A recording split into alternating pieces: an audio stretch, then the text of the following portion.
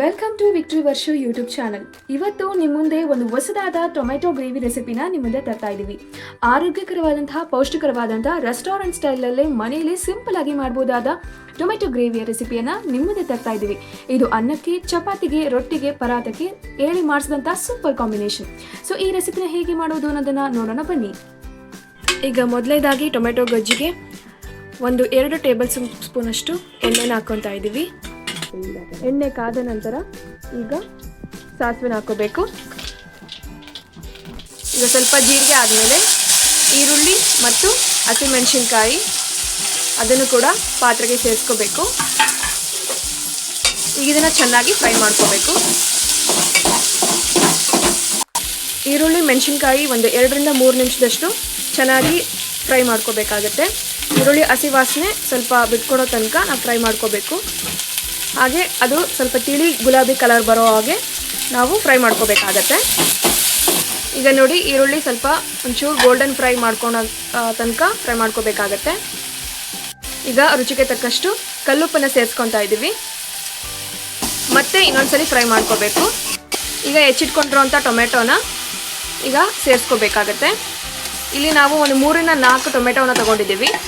ನಿಮಗೇನಾದರೂ ಹೆಚ್ಚಿಗೆ ಬೇಕು ಅಂತಂದರೆ ಇನ್ನೂ ಟೊಮೆಟೊನ ನೀವು ಸೇರಿಸ್ಕೋಬೋದು. ಈಗ ಇದನ್ನು ಚೆನ್ನಾಗಿ ಎಲ್ಲವೂ ಹೊಂದ್ಕೊಳ್ಳೋ ಹಾಗೆ ಫ್ರೈ ಮಾಡ್ಕೋಬೇಕು.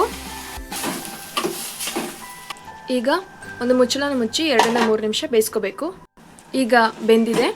ಈಗ ಇನ್ನೊಂದು ಸ್ವಲ್ಪ ನಾವು ಕೈ ಆಡಿಸ್ಕೋಬೇಕಾಗತ್ತೆ. ಈಗ ಸ್ವಲ್ಪ ಫ್ಲೇವರ್ಗೆ ಅರಿಶಿನ ಹಾಕ್ಕೊತಾ ಇದ್ದೀವಿ.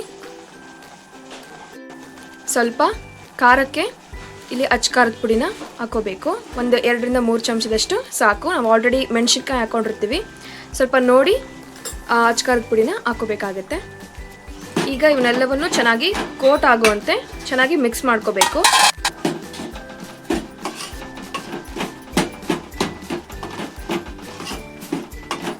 ಈಗ ಸ್ವಲ್ಪ ಹುಣಸೆಹಣ್ಣಿನ ರಸನ ಹಾಕೋಬೇಕಾಗತ್ತೆ. ಇದು ಎಲ್ಲ ಟೇಸ್ಟನ್ನು ಟೊಮೆಟೊ ಗ್ರೇವಿಗೆ ಚೆನ್ನಾಗಿ ಟೇಸ್ಟ್ ಕೊಡುತ್ತೆ. ಹಾಗಾಗಿ ಹುಣಸೆಹಣ್ಣಿನ ರಸನ ನಾವು ಇಲ್ಲಿ ಹಾಕೊತಾ ಇದ್ದೀವಿ. ಈಗ ಸ್ವಲ್ಪ ಬೆಲ್ಲನ ಹಾಕೋಬೇಕು. ಬೆಲ್ಲನ ಹಾಕೊಳ್ಳೋದ್ರಿಂದ ಟೊಮೆಟೊ ಗ್ರೇವಿಗೆ ಒಂದು ಒಳ್ಳೆ ಸ್ವೀಟ್ ಜೊತೆಗೆ ನಾವು ಖಾರದ ಪುಡಿ ಹಾಕೊಳ್ಳೋದ್ರಿಂದ ಸ್ಪೈಸಿ ಎಲ್ಲ ಟೇಸ್ಟು ತುಂಬ ಚೆನ್ನಾಗಿ ಹೊಂದ್ಕೊಳುತ್ತೆ. ಹಾಗಾಗಿ ನಮಗೆ ಒಂದು ಒಳ್ಳೆ ಟೇಸ್ಟಿ ಟೊಮೆಟೊ ಗ್ರೇವಿ ತುಂಬ ಚೆನ್ನಾಗಿ ಸಿದ್ಧವಾಗುತ್ತೆ.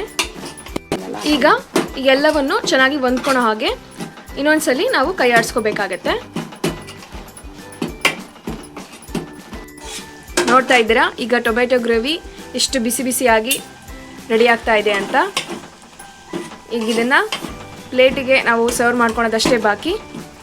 ನೋಡ್ತಾ ಇದ್ದೀರಾ ರುಚಿಯಾದ ಟೊಮೆಟೊ ಗ್ರೇವಿ ಮನೆಯಲ್ಲೇ ಸಿಂಪಲ್ ಆಗಿ ಮಾಡ್ಕೋಬೋದು. ಇದನ್ನು ನಾವು ಅನ್ನಕ್ಕೆ, ಚಪಾತಿಗೆ ಮತ್ತು ರೊಟ್ಟಿಗಳಿಗೆ ಇದು ತುಂಬ ಚೆನ್ನಾಗಿ ಒಂದು ಸೂಪರ್ ಕಾಂಬಿನೇಷನ್ ಅಂತಲೇ ಹೇಳ್ಬೋದು. ಆರೋಗ್ಯಕ್ಕೂ ಒಳ್ಳೆಯದು. ಹಾಗಾಗಿ ಈ ಟೊಮೆಟೊ ಗ್ರೇವಿನ ಇನ್ನೇನು ಸರ್ವಿಂಗ್ ಪ್ಲೇಟ್ಗೆ ಹಾಕ್ಕೊಳ್ಳೋಣ. ಈಗ ನೋಡ್ತಾ ಇದ್ದೀರಾ ರುಚಿಯಾದ ಟೊಮೆಟೊ ಗ್ರೇವಿ ಬಿಸಿ ಬಿಸಿ ಅನ್ನದ ಜೊತೆಗೆ ಸವಿಯೋದಕ್ಕೆ ಎಲ್ಲರೂ ಸಿದ್ಧವಾಗಿದ್ದೀರಾ ಅಂತ ಅಂದ್ಕೊತೀನಿ. ಏಕೆಂದರೆ ತುಂಬ ಚೆನ್ನಾಗಿ ಟೊಮೆಟೊ ಗ್ರೇವಿ ಒಳ್ಳೆ ಆರೋಗ್ಯಕರವಾದಂಥ ಅಡುಗೆ ಇಲ್ಲಿ ಸಿದ್ಧವಾಗಿದೆ.